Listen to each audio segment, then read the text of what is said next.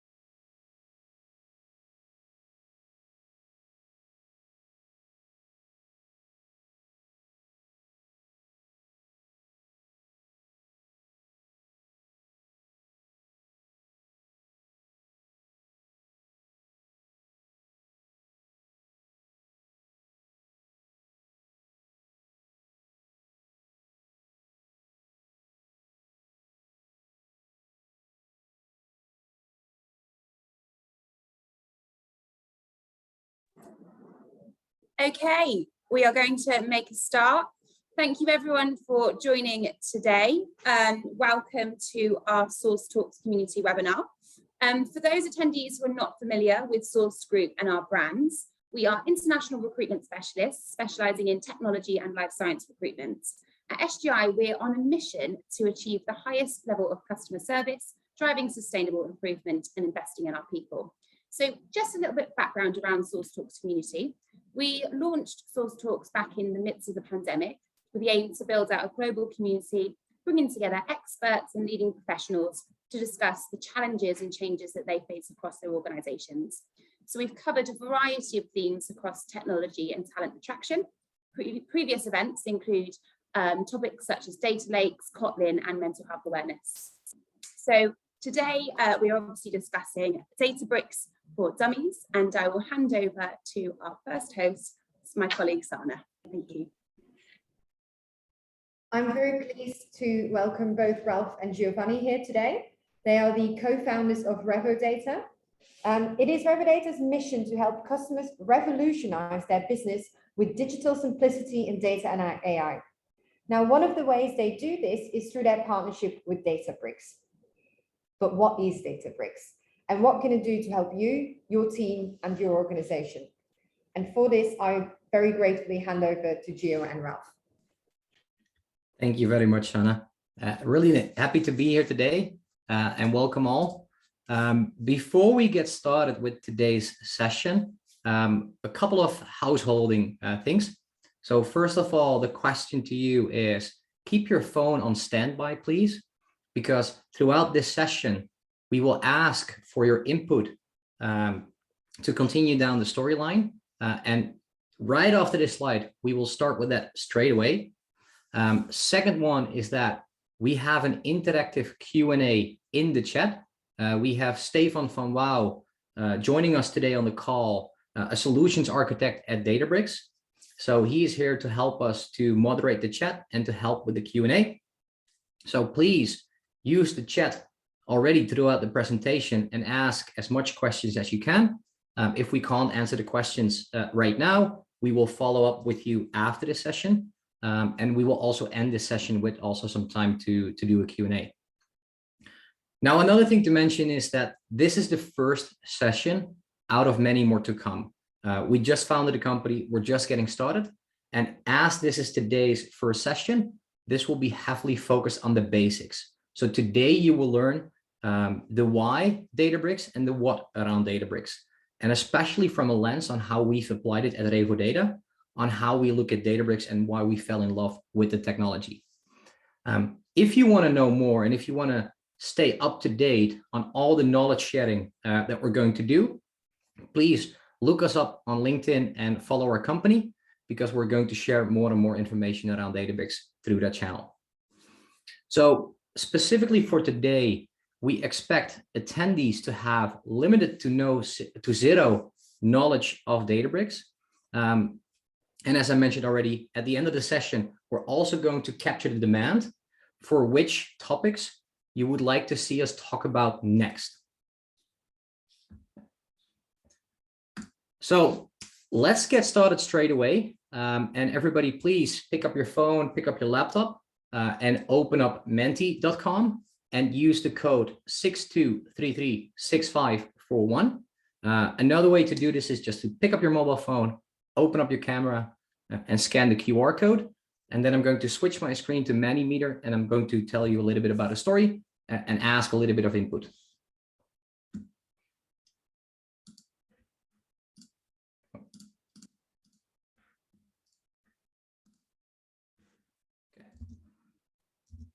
So to get going today, I want to talk about the Gartner Analytics Ascendancy model.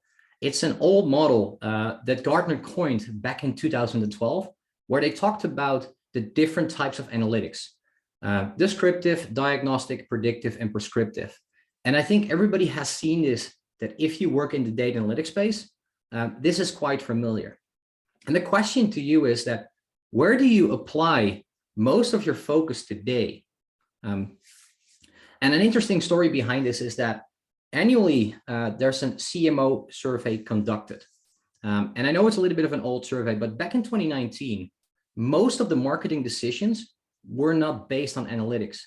And this is despite the fact that CMOs report that marketing decisions influenced by analytics increased 39% between 2013 and 2019.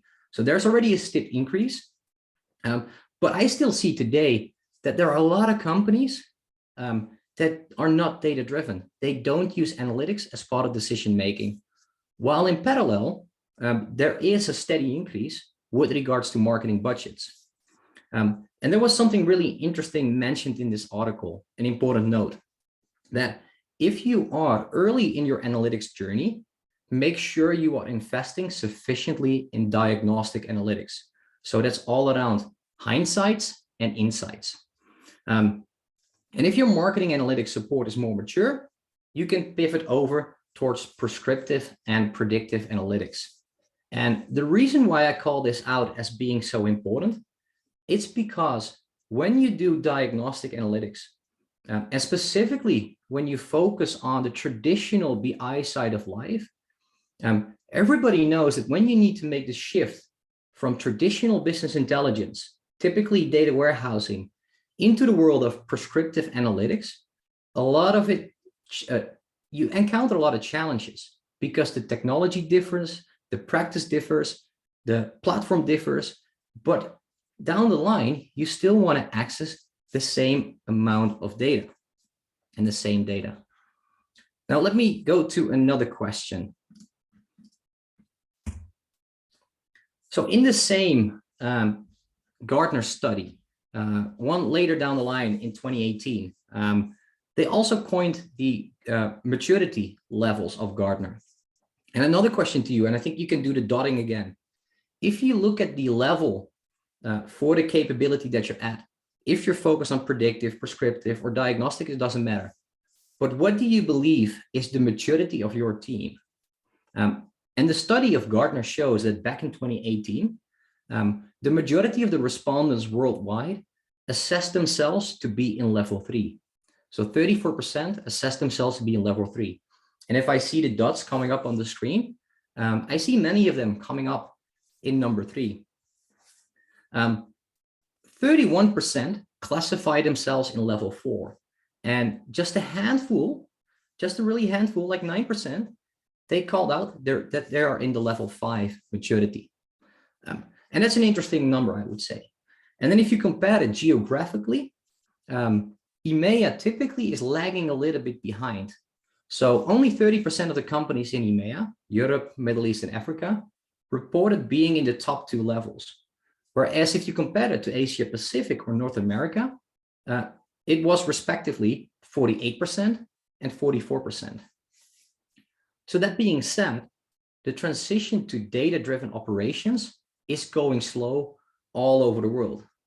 And it's really important for us to make a shift and to become more data-driven. But what is holding us back? Now, moving over to another question. Oh, I see the first one, by the way, coming up with level 5. Big compliments. So moving over to another part of the story. In 2012, DJ Patil, former United States chief data scientist, defined a data product as a product that facilitates an end goal through the use of data. And there was a book where he coined this. It's called the Data Jiu-Jitsu. But in 2018, it was Simon O'Regan who published an article called Designing Data Product that lists various clear examples of data products and groups them by type: raw data, derived data, algorithms, decision support, and automated decision making. Whereas when you work with data, the way you interact with data changes as part of the way you use it. So you interact with data either through an API, through dashboards and visualizations, or through web elements. And from a personal note, I would say that the world has become more complex. It has become more technical. And from what I've seen is that for many companies, this also somewhat created a vacuum.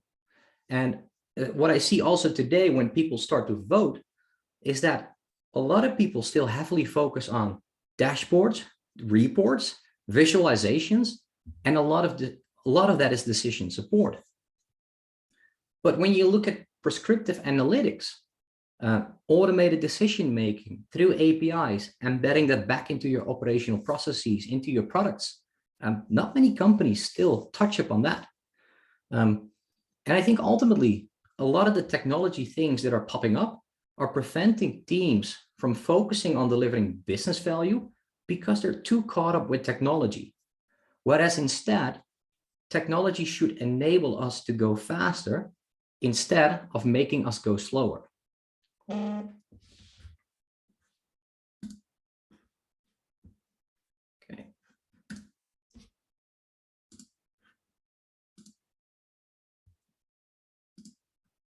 So what we figured out is that when we talk to our customers, if we make it really technical and we talk about raw data, derived data, whether it's decision support, APIs, dashboards or visualizations, our clients or customers, they're struggling with these concepts. They struggle to grasp what it means. And therefore, we started to use the following classification. So when we look at the types of data products that are potentially out there, and I'm not talking about a domain segregation or such, not at all, and I want to park the discussion too, but we really see the 3 components being data as insight, which is typically serving a purpose for the internal customer. It has an indirect impact on revenue. And when I look at the dot voting, I think most of the people here on this call today are in this space. It's a lot of decision support. It's a lot of dashboarding. It's a lot of visualizations. It's often insights, it's hindsights, it's a bit of forecasting, but it still requires humans to interpret the data, to process the data, and to take action based upon the outcomes that they distilled from the data. Then, if you move more towards automated decision-making and enhancing physical or virtual products, but not just products, it's also services, it's processes, it's having that feedback loop back from your data platform back into your operational systems, that's when you start to tap into the real value of data analytics. And this is where we see a lot of concepts coming up around machine learning, deep learning, a digital twin, simulating your physical processes into a digital world and being able to run those simulations. And last but not least, looking at data as a service. How can you monetize data, having a direct revenue stream from your data, publishing it out on the data marketplace, doing data sharing, not just publicly on the AWS data exchange or on the Snowflake data marketplace, but how do you exchange your data between companies, and not just based upon REST APIs or graph-based APIs, but how can you use that? How can you do that for large volumes of data? And I think ultimately what I talked about is that speed matters and technology has become more and more complex. So a bit of a sidestep in the story, but during my tenure at Nike, and I worked for 6.5 years at Nike, and I'm going to tell you a little bit more about that, I got introduced to the metric that is called the cost of delay.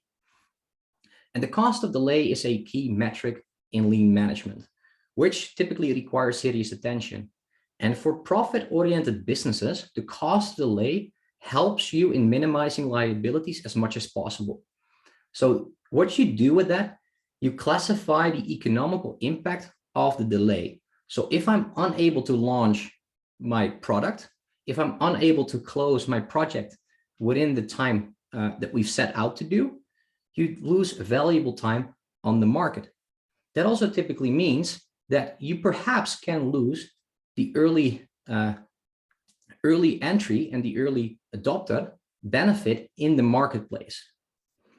And the funny thing around this metric is that when I read this quote, and let me state, the volume and velocity in novel data creation is surpassing the rate that legacy data warehouses can onboard, integrate, and extract insights out of. And this was a quote that I recently popped up on my LinkedIn feed by Christos Delivorios. And he's a data and technology architect at Aberdeen. And Aberdeen is a United Kingdom-based global investment company headquartered in Edinburgh, Scotland. And they provide investment products and solutions to their clients across the world. And Aberdeen is dedicated to helping investors around the world to reach their desired investment goals and broaden their financial horizons. But for the people on the call, that if you're familiar with asset management, if you're familiar with investing, you know that typically investment firms and asset management firms, they use a lot of external data, alternative data, to enhance their products and services, typically data product type number 2 that I showed earlier. And it's interesting to see that they, as many out there, they struggle to keep up with the speed of the business, or more important, the speed of rising customer demand, which in return imposes a risk on when it comes down to the cost of delay, because your customers are asking for something. And if you can't provide that to your customer, you lose out on an opportunity and they will select somebody else. So what if you're not the first on the market? You will lose that advantage, and thus it impacts the bottom line of your organization. And it's something similar that Giovanni and myself have experienced while working for these larger enterprises and corporates with massive investment power and capacity. And many of these companies, they're easily hitting the 10 million a year, or some even in the hundreds or billions a year in terms of investment budget when it comes down to technology, but maybe more specifically, data and analytics. And when you have these large budgets, and you have the amount of capacity that they have, obviously you can take a couple of hits when it comes down to a couple of these setbacks that you get with operating technology. But it isn't so straightforward when it comes down to if you're a small to mid-sized business. You can't have that budget. You don't have that luxury. And what we even see is that the larger enterprises, but also the corporates, they also have shrinking budgets. So ultimately, the question is, how can you achieve more with less? Or basically, as AWS calls it, frugality. And this is why we founded Revo Data. And as Sanne mentioned earlier in the session, it's our mission to enable our customers to revolutionize their business with digital simplicity and AI. But we have a pretty solid purpose and a vision that we want to make value creation from enterprise-grade data and AI capabilities more accessible to your business, to any business, basically, whether you're small, whether you're mid-sized, whether you're large, whether you're a corporate or an enterprise, it should become more accessible. Now, a couple of questions that I have for the audience again, and then we're going to talk all about Databricks, because you've heard me talk a lot about the why quite extensively, but now I want to make the segue into why we've chosen Databricks to be our partner.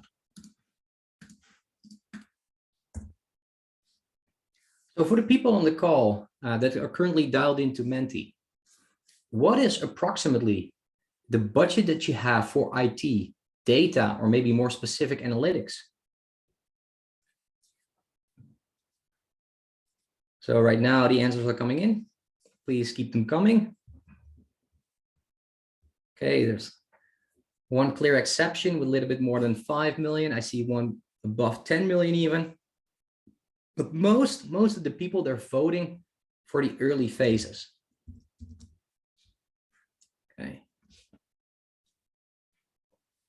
So 12 already on the 0 to 500K annual investment. But I think everybody gets the picture here, right? It's heavily centered at the beginning. It's heavily centered at the front, where people really look into how can I achieve more with less? Because we don't have the luxury like a Nike, like an AWS, like a Microsoft to spend so much money and pour it into technology, making those integrations, bringing the data together. It's time consuming, it's expensive, and you typically hit a lot of setbacks.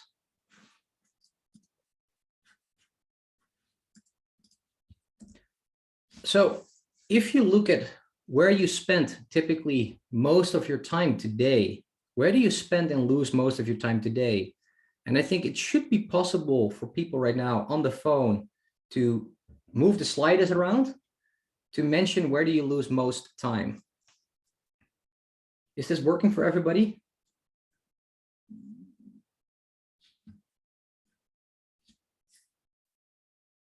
Yes, wonderful, Daniel. Thank you. Thank you. There we go.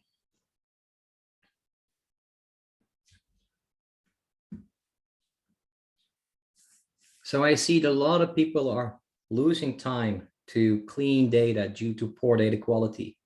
It's processing and enriching data. It's getting access to data, integrating technologies, and then feature development. Okay. Interesting to see where most people spend their time on.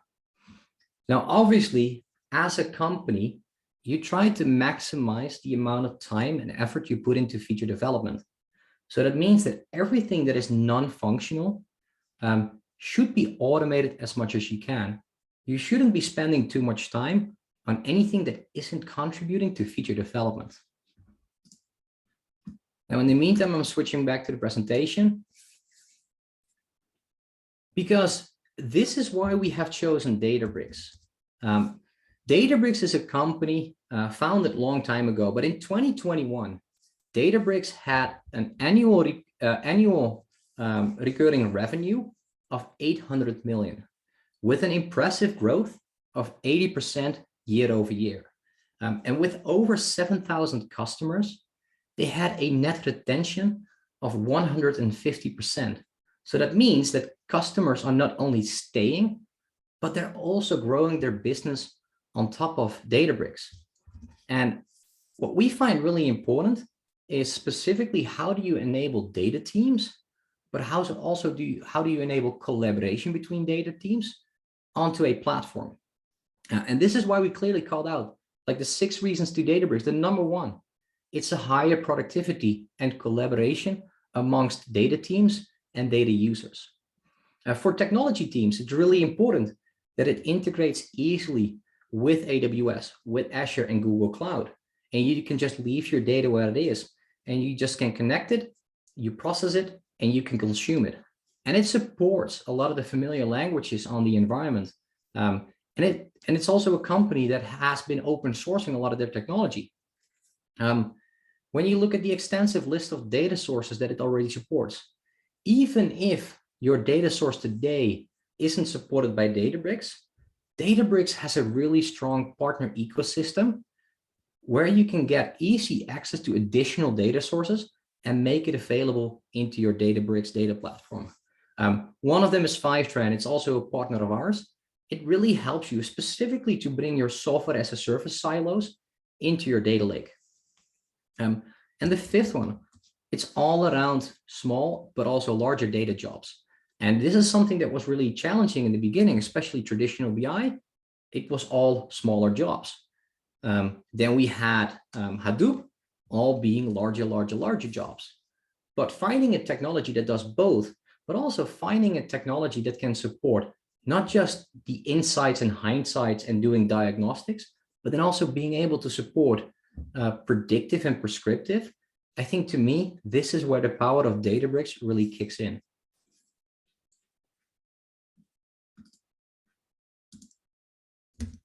So if you look at Databricks, it's really a platform for data teams.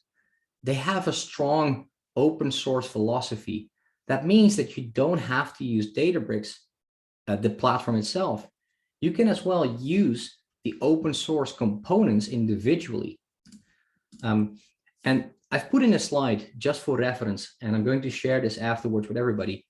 But the philosophy behind Databricks, open sourcing the technology that they create, but still being also a commercial company that provides a certain level of support for these technologies, makes it really powerful. But one thing you need to realize and you need to understand that when you pick and choose these open source components individually, you won't achieve the ultimate benefit when having them all integrated out of the box while being on the Databricks platform. So again, a technology choice has certain consequences that we need to deal with. And these open source technologies, they bring so much power into the hands of data teams, but more specifically, when they're being provided to data teams on the Databricks platform. Now you might wonder, how does this all fit together? So if you look at how the Databricks unified platform comes together, it's a data lake for all your data. And on top, you have your structured transactional layer with, on top again, with your Delta engine, a high performance query engine. And on the platform, it supports all the different use cases. So it's all around focusing to enable your data teams to be productive and to help them harness all of your data. And then if you map it back to the other slide, you can basically put the same structure on top. And it's a really powerful platform. So if we summarize Databricks, Databricks is a managed service on AWS, Azure, or Google Cloud. And it's a one install that takes seriously just a couple of clicks to get started with. Now, this is a really low level of entry, so low barrier to entry. But on top, you put your managed Delta Lake, so you don't change your architecture.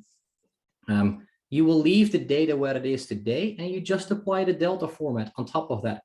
And you get all the benefits that we earlier talked about and that you've seen on the slide that comes with Data Lake. But I think more important is the final layer. It's focused on providing a purpose-built user interface for analytics, data science, and machine learning teams. but it's also there for more functional business users because you have different workspace viewpoints, focusing on data science and engineering, focusing on more SQL-like, and basically you just consume your data through that perspective. Now, one thing to mention on this one is around the capabilities of Databricks. So there's one clear user interface, typically there for platform administrators. So that's when you hop onto databricks.com and you go to accounts.databricks.com as being the subportal. This is where platform administrators manage Databricks as a platform. And what you do here is that you create a workspace for a particular team. And you can go as crazy as you can with setting up workspaces. So you can do a workspace per team. You can do a workspace per environment. You can even have multiple workspaces for one single team. Depending on how you want to enable teams and how autonomous you want to make them, this is the way where you need to spend some time in designing a proper way of managing workspaces. And you connect them typically to your own VPC and to your own data store once you roll it out. I've seen many companies, and Nike has done this, FactSet has done this, is what they typically do. They work with AWS micro accounts as an example. So they give an AWS account to individual teams. And with great power comes great responsibility. But the same you can do, apologies for the phone buzzing, but the same that you can do typically with workspaces in Databricks. You can create as many as you can Databricks workspaces, depending on how you want to make teams autonomous. And then one thing that is really important is by looking at the way you want to make it accessible for data teams. And that's typically the second interface that you can see on the right. And this is, I've taken a screenshot of a sample dashboard for the supply chain. This is the way you can use Databricks as data teams. Another way to consume data from the Databricks platform is by just hooking up your preferred visualization technology, whether it's Power BI, whether it's Tableau. You can basically hook up anything you like to Databricks to do the SQL endpoints through ODBC and JDBC. So it's a really powerful platform that supports different user personas, different viewpoints. And this is also for me the moment to hand over the storyline to Giovanni, who's going to tell you a lot more about the different user personas supported by Databricks, how you can go about staffing models to augment your data teams, but also more focused on how you can work with the different technologies. Giovanni, you're at the moment doing the wrong screen. Now you're good to go. Perfect. Well, thanks, Ralph, for the first section of the webinar. I hope it was interesting for everyone to hear our story and also hear a bit more about how and why we founded our company.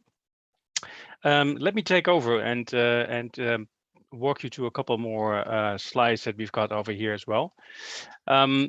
Basically, the thing that we talked about a second ago, which was really something that came across in the story from Ralph, is how can we actually help the typical data teams to be become more productive, and why we think that Databricks is actually a very good solution for many of the challenges that these teams face currently. And some of the typical user personas that we see within these data teams are actually up on the slide here, as you see them up here now. So the typical data scientist, data engineer, chief data officer, or VP of analytics, for example, the things that are important to them, what they really would like to be doing and are responsible for, but ultimately also the challenges that they face in their day-to-day jobs. And oftentimes these are things that may sound like very familiar to you, where things are very siloed, where people don't get access to all the information they need to get a clear view of what's happening within the company and how certain data initiatives are actually driving results. We believe that with a Databricks platform, together with the knowledge and the expertise of the people within RevoData, we can help you move forward. And it really depends on certain things, right? If you've got a typical environment of a company being small, so all the way to the right of the section that you see on the slide currently, we can offer, we've got a pretty small data team within your own organization, quite a large capacity, or as a service, basically, of data knowledge to help you drive these data initiatives based on the Databricks platform. Obviously, moving more to the left, the layer of flex capacity that we can offer, or the managed services that we can offer, can be a little bit less, and we can help you build your own, your own data center of excellence to be more in control of your own environment. Again, with some management hand-holding if you need it from our side as well. Ultimately, we aim for a long-term relationship with our customer and really want to help you make successful with these initiatives, obviously.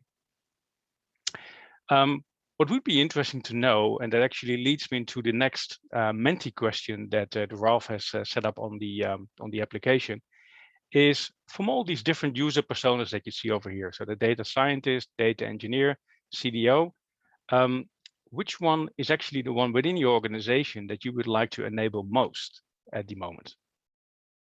We've got a couple of options here again. So if you have your phone by your hand, basically, do let us know.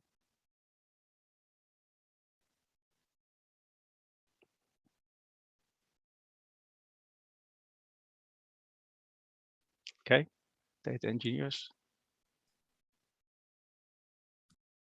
data scientists as well.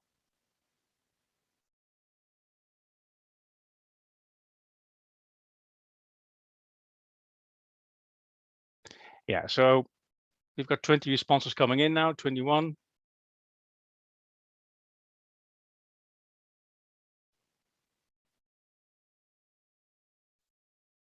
Yeah, so we can see that the majority typically is in the data engineering part of the data teams in your organization you would like to enable.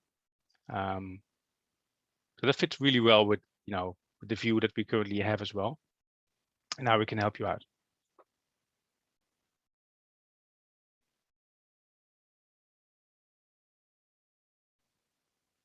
Excellent.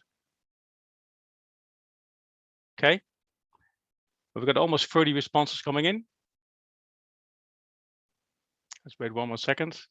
See if there's going to be any big changes in the results. I don't expect them to, but you never know.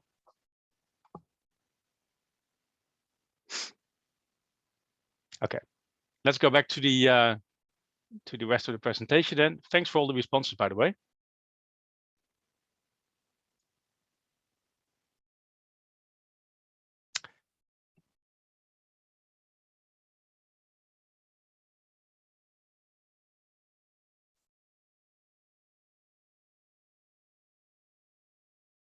Okay, so yeah, let's move on. So if you look at the different ways how we actually are using Databricks basically in our services offerings, we try to aim our offerings basically around a couple of different industries. So you heard Ralph mention that there's use cases across different industries, obviously, for data initiatives. When we started the company, we said, okay, let's focus on a few key industries first and make sure that we've got deep expertise and knowledge on how to enable you with different use cases here. There's a few of them that we actually selected, and that also has to do with the fact that there is some very strong collaboration happening with the Databricks team, for example, in how they can help you accelerate your use cases based on their technology. Retail and consumer goods is one of them, supply chain and manufacturing, and the final one being financial services. And there's obviously many use cases that we can think about that actually can help you based on the Databricks platform to accelerate and create value for your business quicker. So think about, for example, content-based recommendations when you think about retail scenarios, or search results rankings, personalized promotions, landing page optimizations. These type of scenarios typically play a role for retail customers. When we think about the supply chain manufacturing environment, So demand forecasting obviously is something that we all face, right? These are the things that we all would like to see better. And this is typically an area where companies are looking for ways how they can actually be more successful there. IoT, robotics, also with my own experience at Microsoft in the past, being in the IoT team over there, we saw many use cases for predictive maintenance, for example, where customers are looking for ways how they actually can track and trace all the different elements within their supply chain, for example, to be more aware of how they actually can do predictive maintenance, for example. Or customer optimization, obviously, with picking and delivery paths in warehousing. And finally, but not least, financial services. Also with the background of the team that we currently have on board within Data, we believe that in the financial services industry, there's huge potential for many of these use cases that can be built on top of the Databricks platform. So think about fraud detection, think about claims automation within the insurance segment, for example, or risk monitoring. And in the capital markets, definitely something about regulatory reporting, for example, which is a use case which is more and more important as we see more and more governance around these areas. Again, using these industry solution accelerators, we think we can enable customers much quicker to get results from their investment in data and AI use cases, and justify basically investment for future use cases as well based on the platform. So how do we approach this whole journey? Well, we typically try to jointly with you as a customer or as a prospect to assess your current maturity within the organization around data and AI. And we do this around a couple of key areas. So we look at the business alignment, which obviously is a key component, the resource alignment within your company, and the operational alignment. This goes way more beyond just the tech stack that we talked about earlier. And within these different areas, there's obviously different sub-segments, as you can see. We talk about strategy, business use cases, design and architecture, people, operations, and data. And we look at all these different areas and say, okay, where in these different cases are you in your maturity, basically? So are you on the explore level, where you really are at the beginning of your data and AI journey, basically? Are you already experimenting, where you're building the basic capabilities and the foundations for your company to become a more data-driven company, basically? Can we help you move forward in these areas with becoming more of a formalized stage in these different areas, where data and AI really is becoming a driver of value for business units, aligned to specific projects and initiatives within your company? This is already, for many companies, a big journey to actually get to these different stages. And finally, we're looking at ways how we can help you optimize. And this is basically the area where we say, okay, data and AI has become a core driver of value across the organization, where it's very structured and central to a corporate strategy.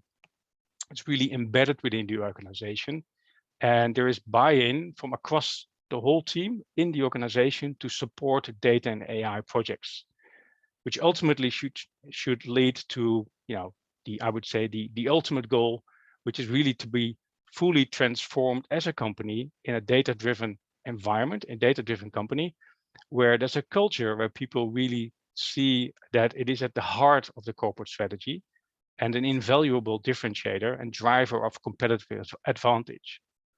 And as Ralph mentioned earlier in the presentation, we are really looking for ways how we can help companies, small and large, to actually become more competitive advantage driven in the future. And we believe we can actually do this together with our partnership with Databricks as well.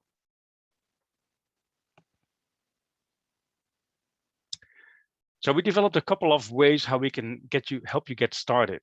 We think it always helps to together with your teams explore, first of all, in a quick scan, where you currently are on the maturity level that I just showed you a second ago.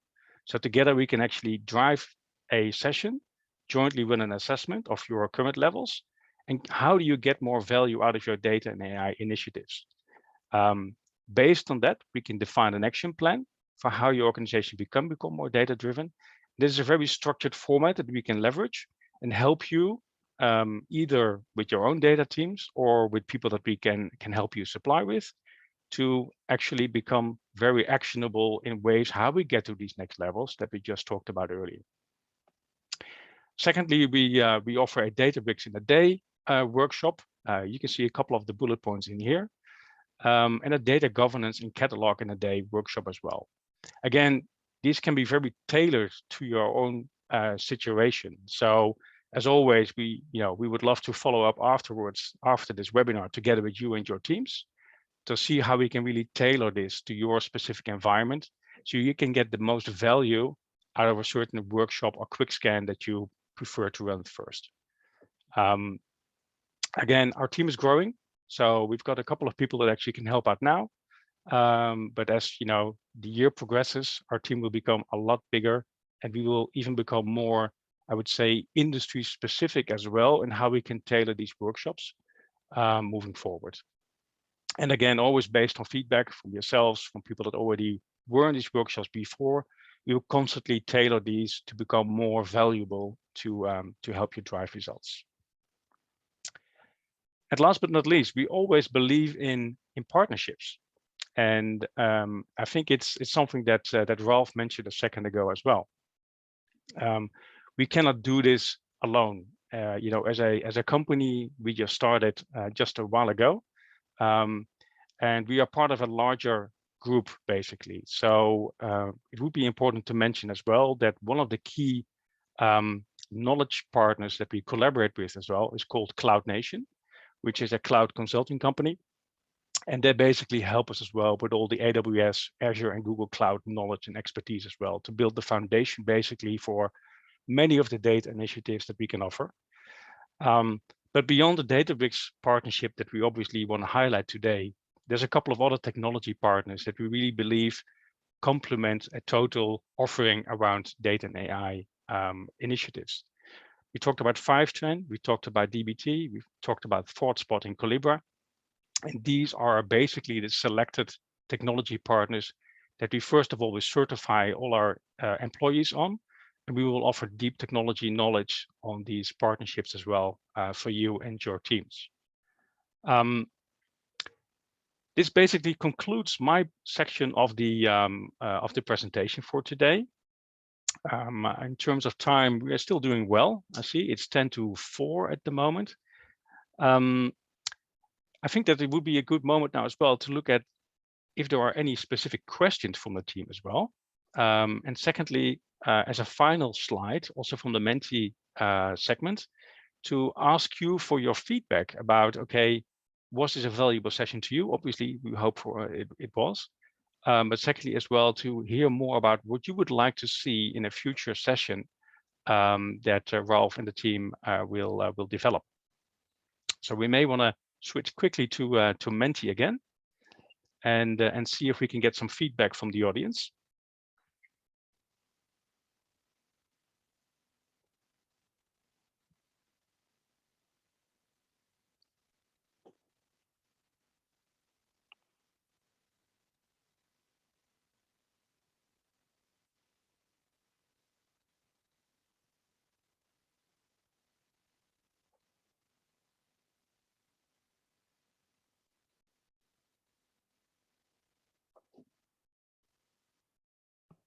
Okay, so good feedback here.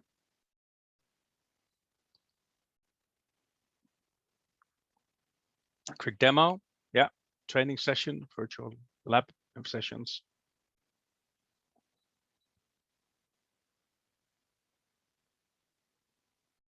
Yeah, quick demo once more. Got it? Yeah. And again, it is some feedback that that we definitely would take into account for a future session. So thank you for all your feedback already.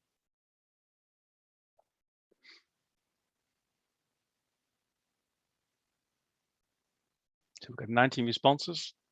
Again, thank you.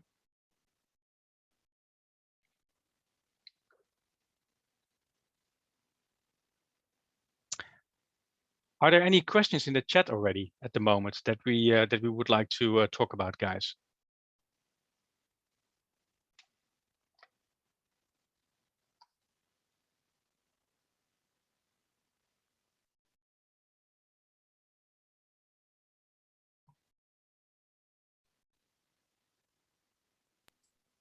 Yes, so we do have quite a few questions that have come in on the chat. Excellent. Happy to read them out to you both. Our first question is it possible to run Databricks on private cloud infrastructure, or must it be run on a public cloud such as AWS? Now, the answer to that one is that Databricks can run on AWS, Google Cloud, and Azure. Databricks does not offer a private cloud, but however, the deployments can be locked down on a network security level without using public IPs. So only accessible internally.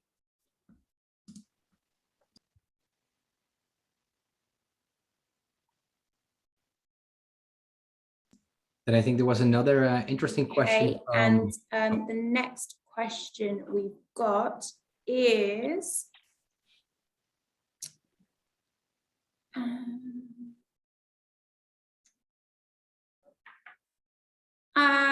so it starts with a comment. I guess you're mostly using Databricks on Azure. If so, why not use Microsoft's own platform or components, i.e. Synapse as a data lake solution? What makes Databricks better, or is it just a choice? So the answer to that one is obviously there isn't a straightforward answer to that. But Revo Data is a Databricks first company. There is no right or wrong when it comes down to choosing technology. So you need to make sure that you specify the requirements that you need as an organization. But we truly believe in the power that Databricks brings with their unified analytics platform. But again, it's choosing, and there's often more to it than just technological decisions, but there's also more that needs to be taken into account, such as the speed of delivery, cost, availability of talent and resources, and much more. Thanks, Ralph. I think this is indeed an important point that Ralph just mentioned. You know, when we founded the company, we really wanted to have a Databricks first approach, and we really want to become very knowledgeable and the go-to partner for all Databricks involved questions.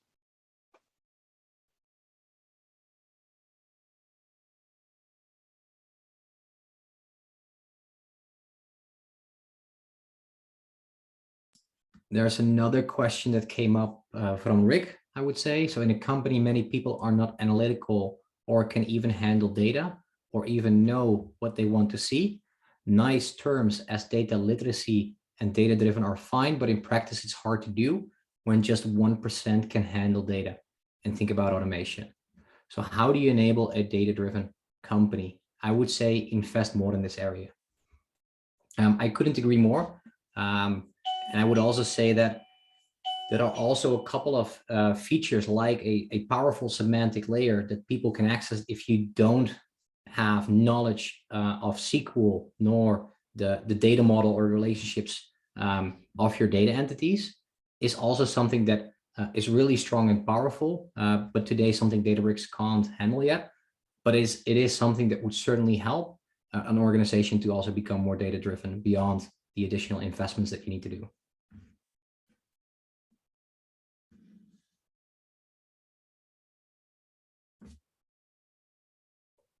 Okay. I think we've received a lot of valuable input and feedback through Menti. We really appreciate that. What we will do is we'll obviously going to take this feedback. We're going to reflect back on the presentation. We take this into account, and we're going to hopefully optimize and do better for the next presentation. And I hope you all enjoyed our first session today with the SGI. Yeah, thanks everyone. Once again, also from my side, obviously we're all learning, and we really had fun in preparing the session for today. And I hope it was valuable for you as well to have our team available to answer any questions that you may have. And again, you know, we're always open for input, and we do hope that you know, that we will be in touch again soon.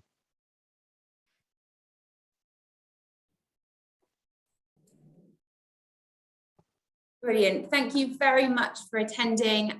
We'll of course send over the video recording, and if you've got any more questions, then please do let us know, and look forward to seeing you at the next Source Talks event. Thank you. Bye. Thanks, everyone.